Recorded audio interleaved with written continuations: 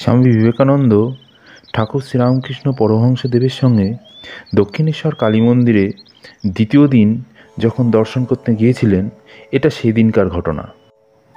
দেখলাম তিনি একটি ছোট্ট তক্তপোশের ওপর বসে আছেন।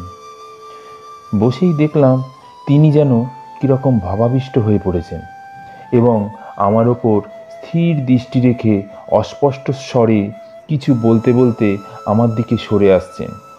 ভাবলাম আগের দিনের মতো বুঝি আবার একটি পাগলামি করবেন, কিন্তু ওইরূপ ভাবতে না ভাবতে তিনি তার ডান পা আমার গায়ের উপর রাখলেন এবং ওই স্পর্শের সঙ্গে সঙ্গে আমার একটা অদ্ভুত উপলব্ধি উপস্থিত হলো।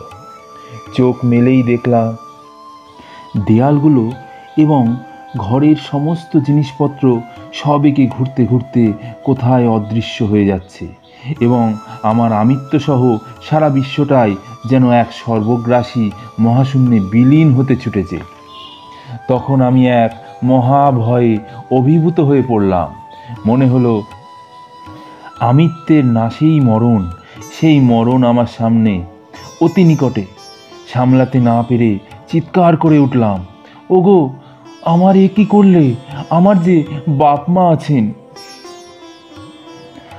আমার কথা শুনে ঠাকুর উচ্চস্বরে হেসে উঠলেন এবং হাত দিয়ে বুকে টুকটুক করে চাপড় দিয়ে বললেন, তবে এখন থাক, এ একেবারে কাজ নেই, কালেই হবে। আশ্চর্যের বিষয়, তিনি কথা বলতে না বলতে আমার ওই অদ্ভুত উপলব্ধি নিমেষে থেমে গেল। আমি পুনরায় প্রকৃতিস্থ হলাম এবং ঘরের ভিতরের ও বাইরের জিনিসগুলি পূর্বের ন্যায় অবস্থিত দেখতে পেলাম। বলতে যে সময় লাগলো, ঘটনাটি তার চাইতেও কম সময়ে ঘটে গেল এবং ওর দ্বারা আমার মনে এক যুগান্তর উপস্থিত হলো। স্তব্ধ হয়ে ভাবতে লাগলাম, এ কি হলো? এটা কি ম্যাসমেরিজম, ইচ্ছাশক্তিসৃষ্ট মোহ, না হিপনোটিজম, সম্মোহন বিদ্যা প্রয়োগের ফল?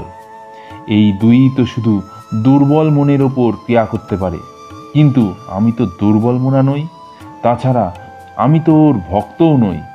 আমি ওকে আংশিক পাগল বলেই ধরে নিয়েছি। তাহলে আমার ওই উপলব্ধি কি? ভেবেচিন্তে কিছুই স্থির করতে পারলাম না। তবে দৃঢ় সংকল্প করলাম যে ওকে আর কখনো আমার মনের ওপর এরকম প্রভাব বিস্তার করতে দেব না। এটা আরেক দিনের ঘটনা। একদিন ঠাকুর দক্ষিণেশ্বর বাগানে আমায় ছুঁয়ে দিয়েছিলেন।